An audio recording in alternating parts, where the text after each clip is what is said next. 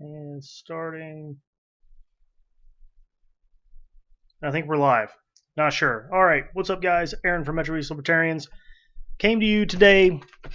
Look, I keep saying that I'm going to do more of these and, bring you something every week or whatever. I actually was planning on doing this Wednesday or, Tuesday or Wednesday because we were going to have a special meeting at Card and there was going to be a big announcement that came out of that. However, the big announcement's not ready for prime time. So, as it turns out, I don't have a big announcement for you. And then, so after that, I decided, well, the Collinsville City Council was really busy and they were voting on some controversial stuff. And I was going to check that out. I wasn't able to make the meeting as it happened live. And then, I went to download the video this morning so I could check it out and see if anything interesting happened. And there was no video. So, they've really gotten slower about publishing their archives. I kind of hate to complain because I love the fact that the Collinsville City Council is publishing archives.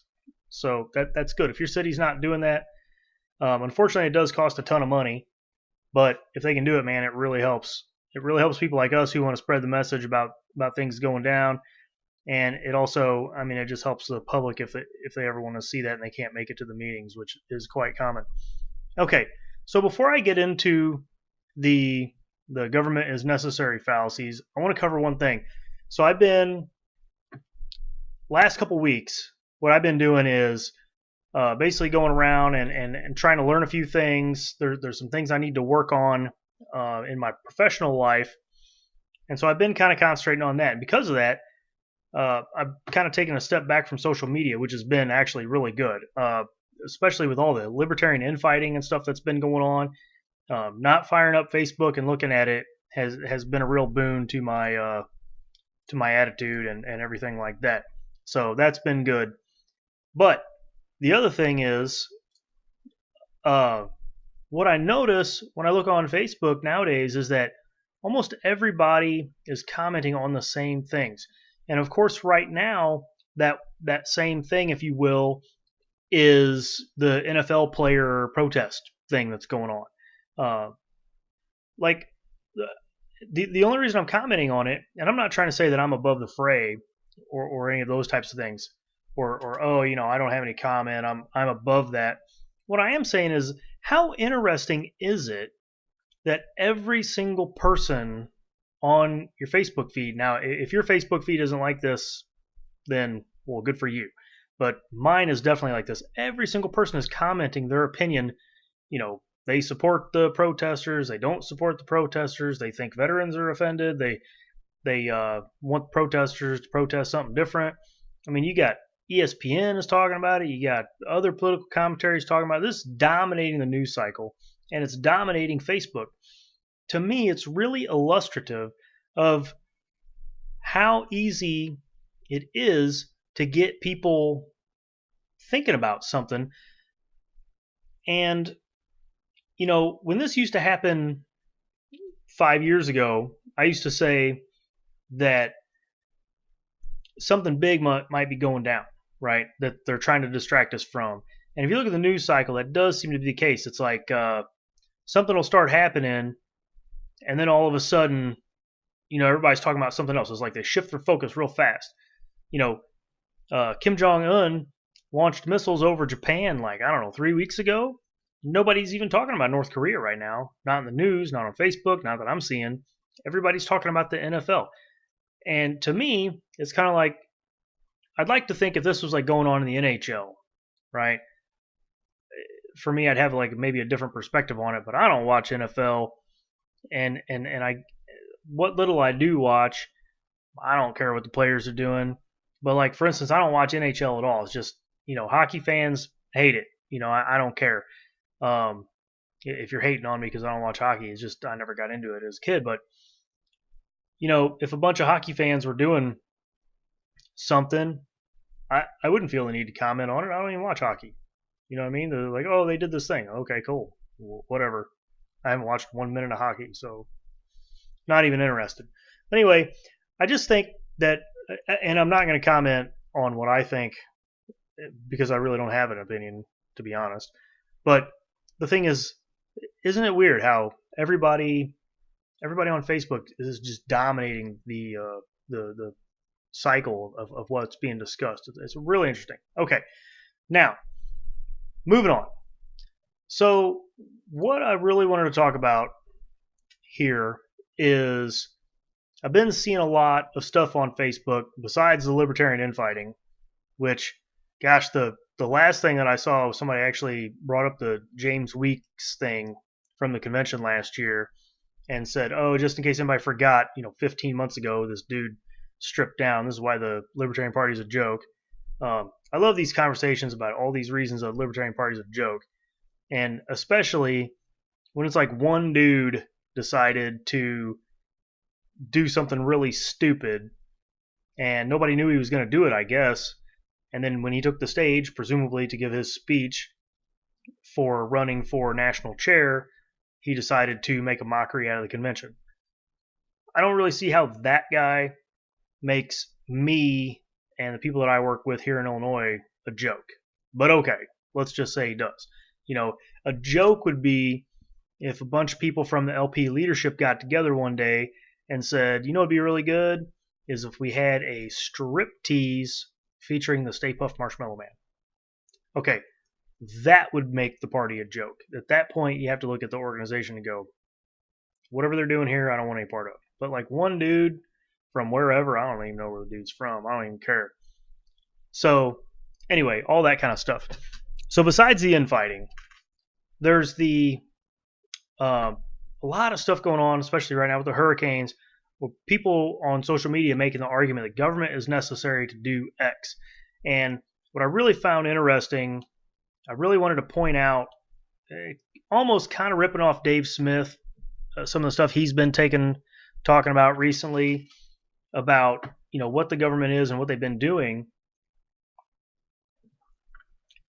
So you have people saying, if you're not in favor of government and taxation and stuff like that, and you hate poor people, you hate people that can't do for themselves because we need the government to step in and do for them.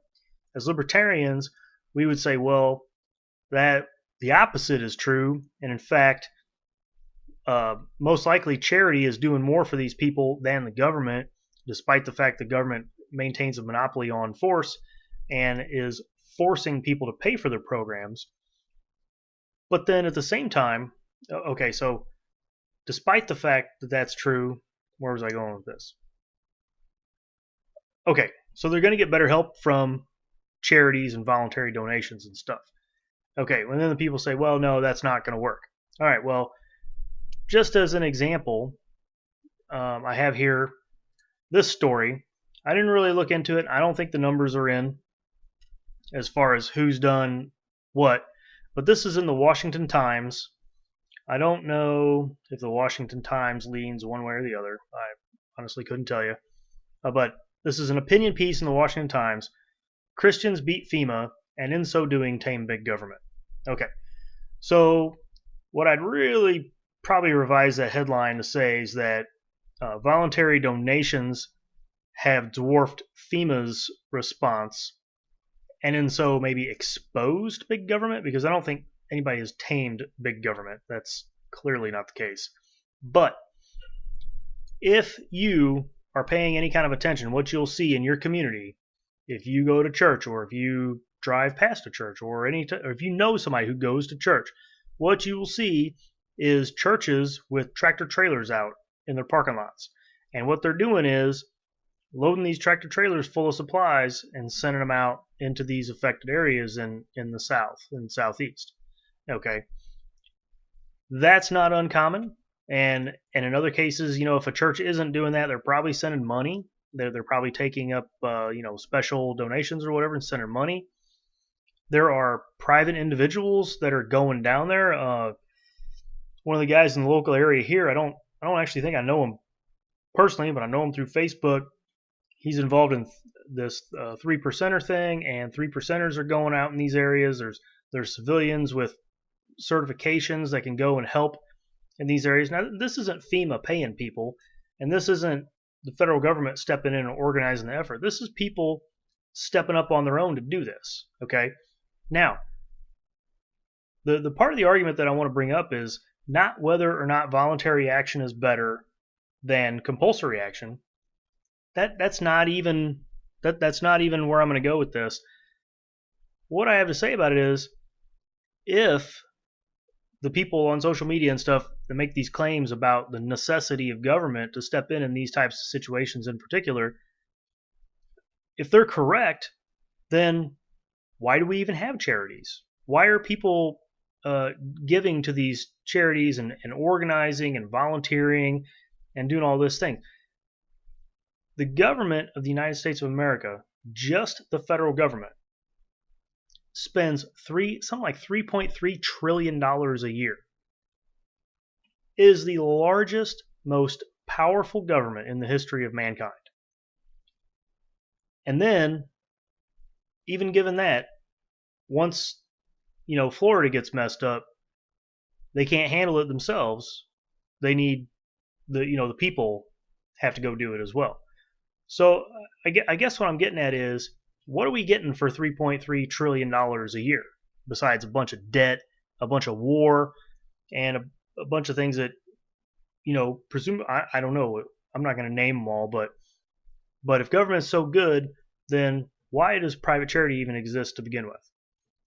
So that, in my opinion, that kind of exposes this sort of fallacy in the way these people think.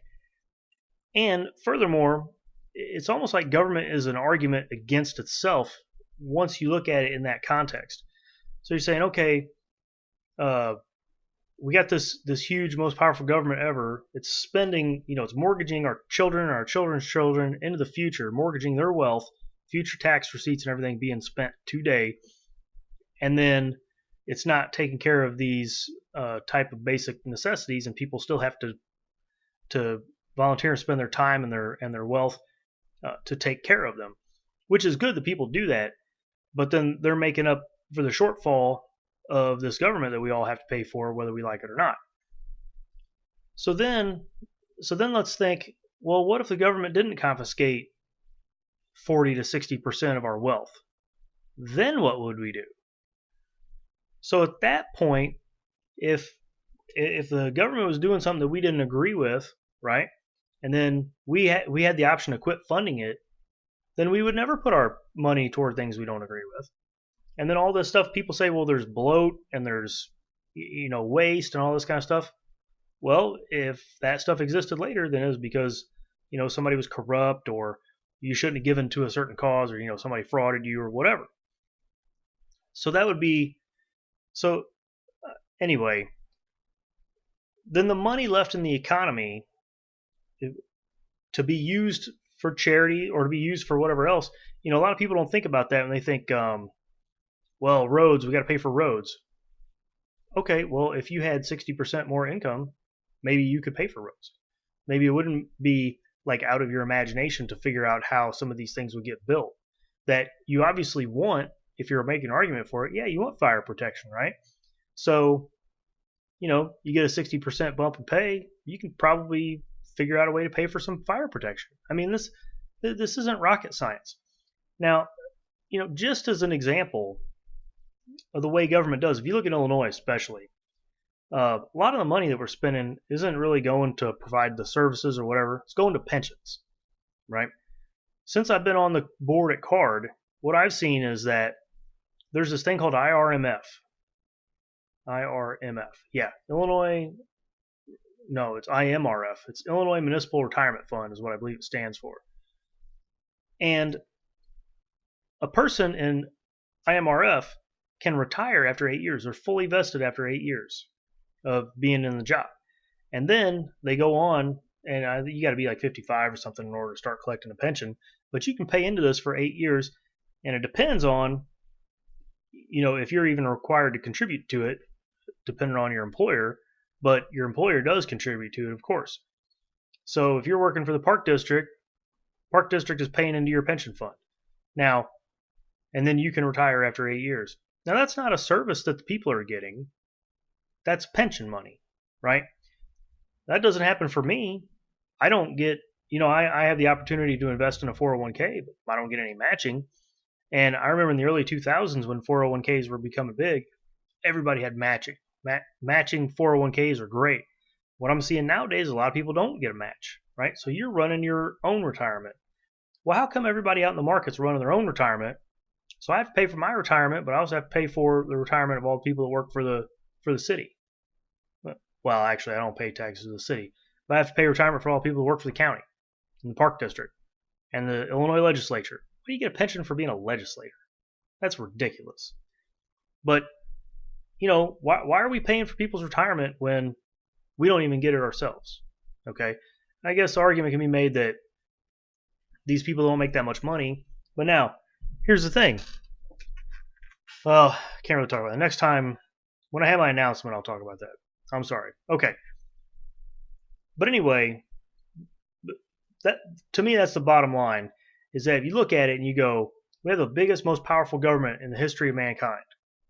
And yet charities and voluntary action far outstrip anything the government is doing.